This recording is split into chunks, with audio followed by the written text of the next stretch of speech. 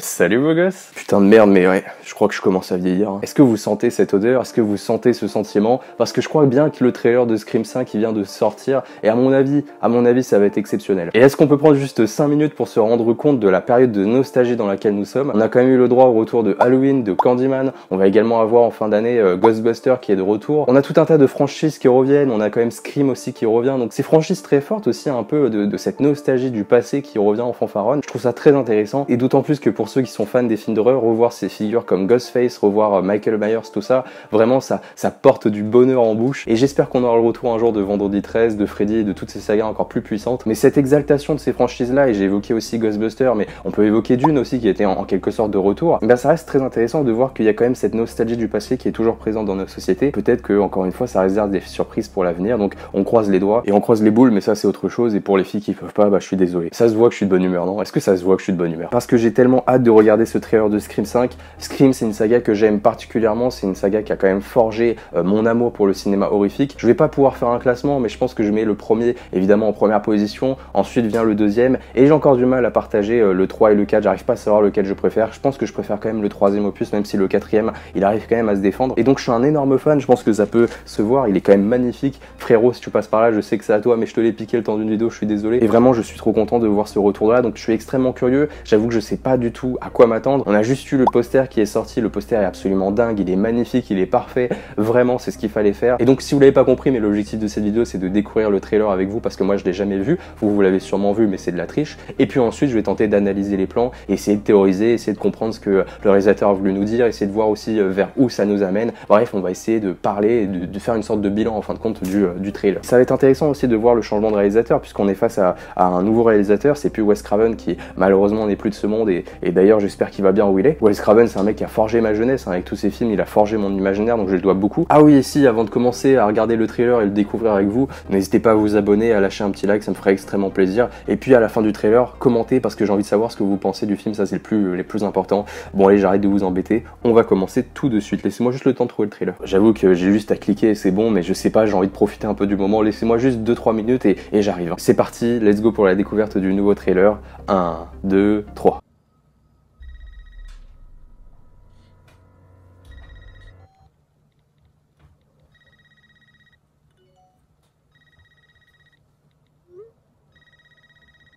Ok, d'accord. Hop.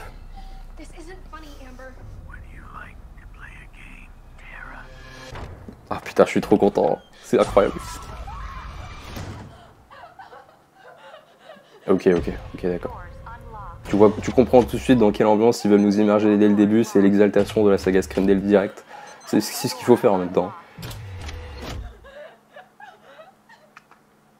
Putain la vache, ok.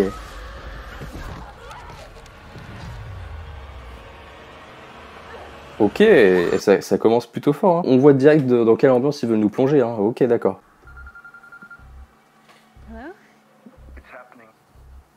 Oh, incroyable.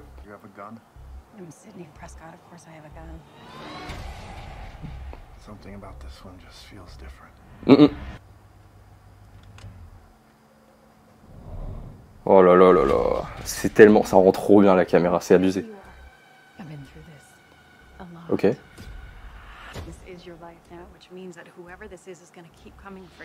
Ok, ambiance plutôt classique, des nouvelles têtes, normal, nouvelle génération quoi.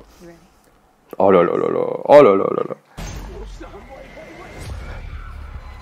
Ouais bah oui. C'est ce qu'on attend, hein. On est vraiment des malades. Oh de oui. Putain la musique aussi. Oh là là. Oh, ok, confrontation. Oh là là. Oh là là. Putain mais oh.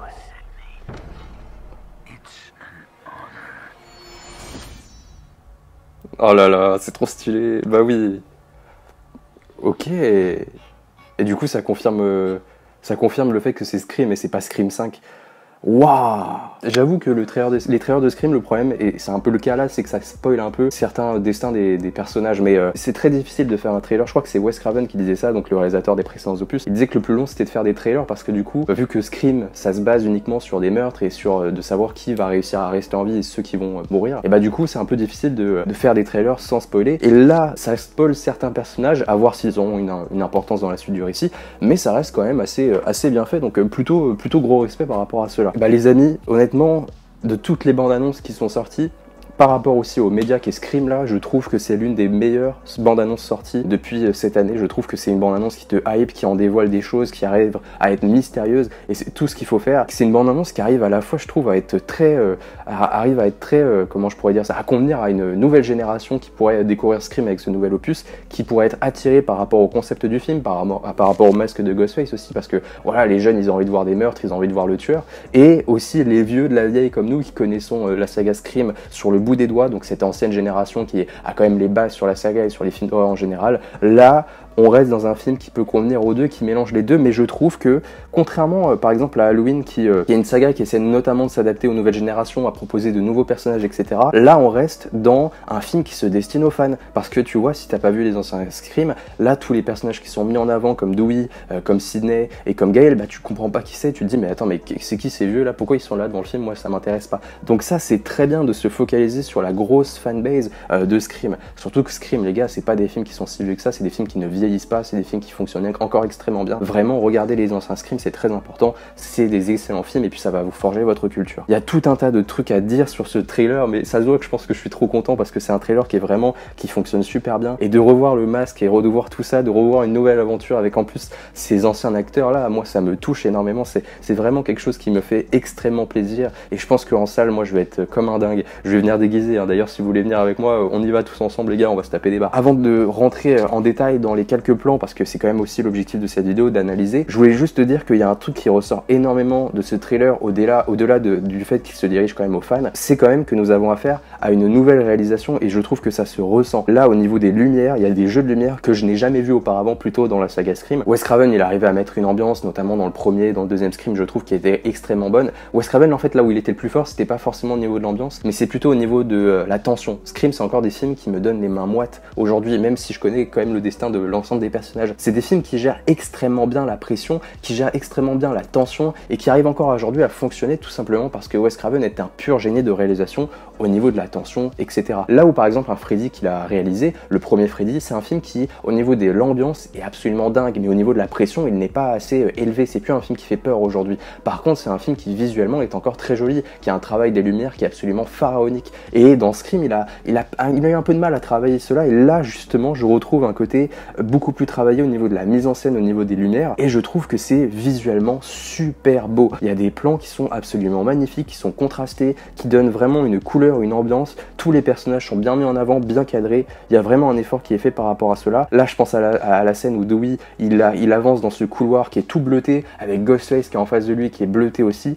C'est vraiment bien mis en scène. La musique aussi qui donne le tout. Si c'est vraiment une réalisation qui est de ce calibre, avec tout un tas de qualités par là, c'est vraiment une profonde réussite. C'est un des défauts d'ailleurs des films d'horreur, c'est le fait que la réalisation c'est souvent pas très joli. Je vais commencer par évidemment les quelques plans où on voit Ghostface. Bah voilà, on reconnaît directement le masque. T'as pas besoin d'en faire trop au niveau de la mise en scène pour que ça soit classe, pour que ça soit cohérent, pour que les spectateurs ils soient contents. En fait, on voit pas beaucoup Ghostface, mais les rares plans on le voit, il est toujours classieux, toujours envenimé dans ce mystère. Et voilà, pour dire encore aujourd'hui qu'en 2021 et du coup en 2022, c'est un masque qui fonctionne encore extrêmement bien, et je suis très content. On a tout un tas de plans qui insèrent de nouveaux protagonistes. J'avoue qu'on les voit avec l'ancienne génération, donc ça va être un peu comme Scream 4, visiblement, on va mélanger les anciennes générations avec les nouvelles. Donc ça c'est cool. Dans Scream 4, les nouvelles générations étaient plutôt bien traité, il y en avait qui manquaient de charisme, mais il y en avait qui avaient beaucoup de charisme. Là j'espère que ça va être développé, et ça c'est un petit souci, c'est que Scream ils ont beaucoup de personnages, donc les rendre tous attachants en sachant que tu as quand même Sidney, Dewey, Gail, etc. qui sont déjà là, c'est quand même difficile de proposer une nouvelle génération face aux anciennes,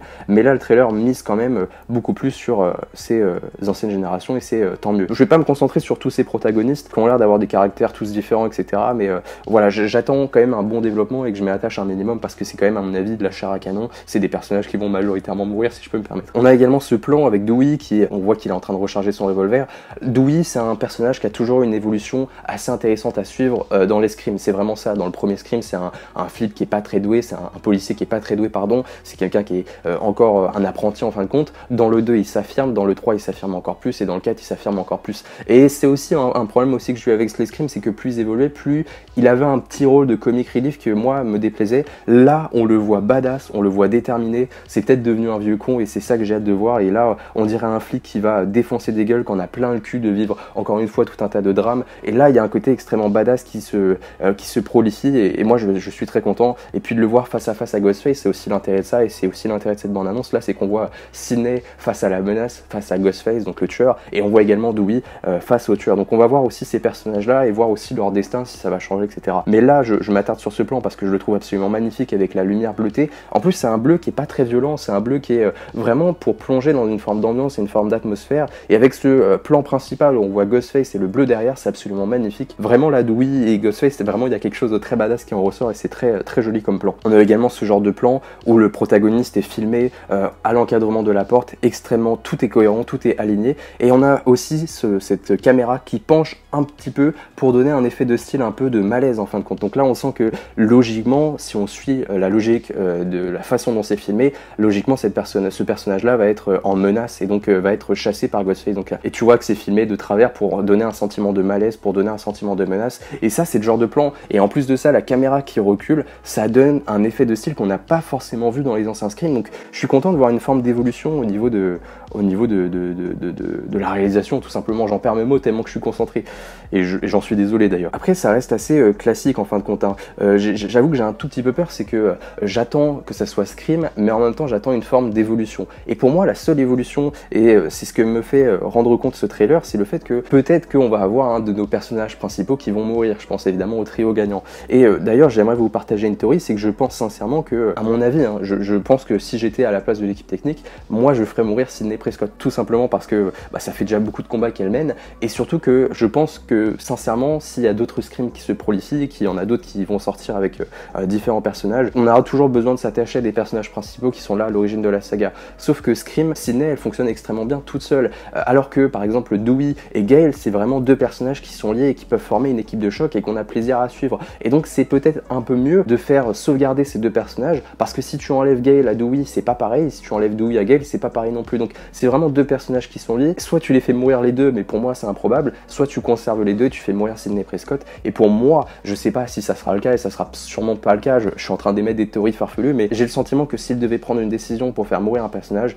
ça serait en toute logique Sidney, qui finit vraiment dans un combat ultime et qui arrive à devenir presque une héroïne, qui surclasse presque un mythe tellement qu'elle est incroyable. Donc ça serait finir le personnage en beauté. Après, c'est vrai que c'est quand même compliqué de se débarrasser de ces trois personnages. Je pense qu'on va tous chialer si on a un qui lui arrive quelque chose, et je pense d'ailleurs que le film va se jouer de ça, va se jouer avec le côté on n'a pas envie de les voir mourir, donc on va les mettre en danger. Le sentiment de découverte va être terrible à mon avis. Donc vraiment, je pense qu'ils ont conscience, et c'est ce que je ressens dans ce trailer. Tu vois, on a tellement de plans où on les voit, où ils sont tous où ils sont ensemble, où vraiment c'est vraiment ce qui ressort de la bande-annonce, c'est de se revoir ces personnages-là, alors qu'ils auraient pu se faire une sorte de mix entre ancienne génération et nouvelle et mettre en avant la nouvelle pour montrer qu'il y a une sorte de passage de flambeau. Là non, contrairement à Halloween d'ailleurs, Halloween qui met en avant ses nouveaux personnages pour vraiment montrer qu'il y a un passage de flambeau qui se fait avec Laurie. Là, dans ce film-là, pour le moment, de ce qui ressort de cette bande-annonce, c'est vraiment que le côté de passage de flambeau, il est pas encore là. On va insister sur ces trois personnages et c'est tout.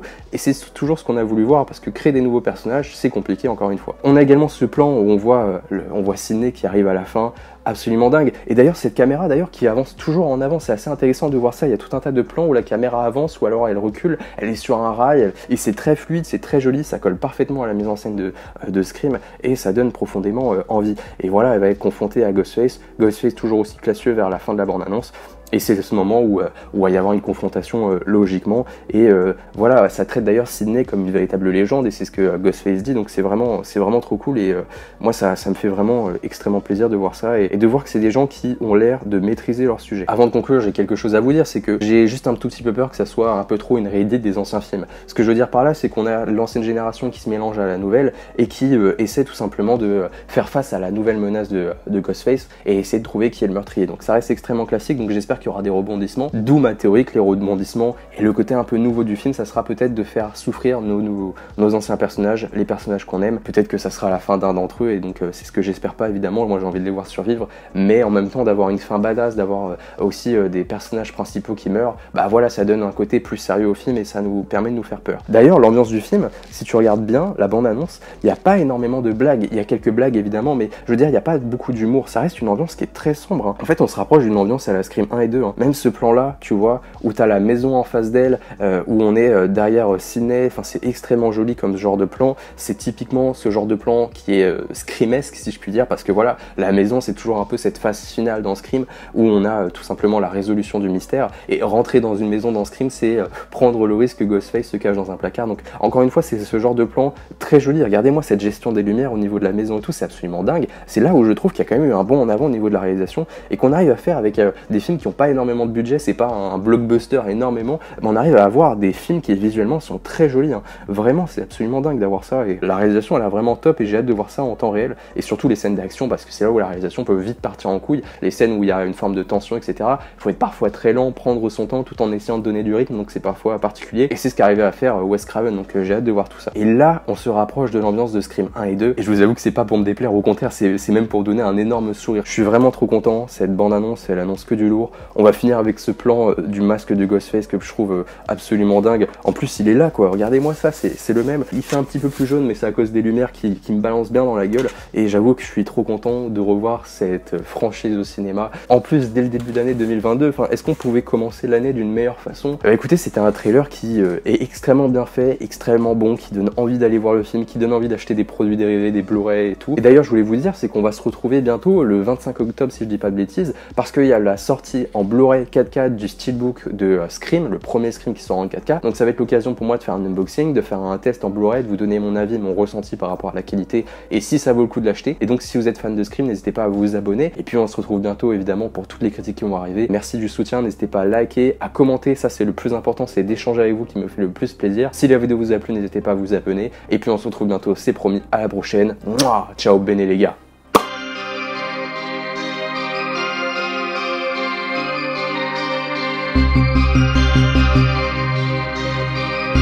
Thank you.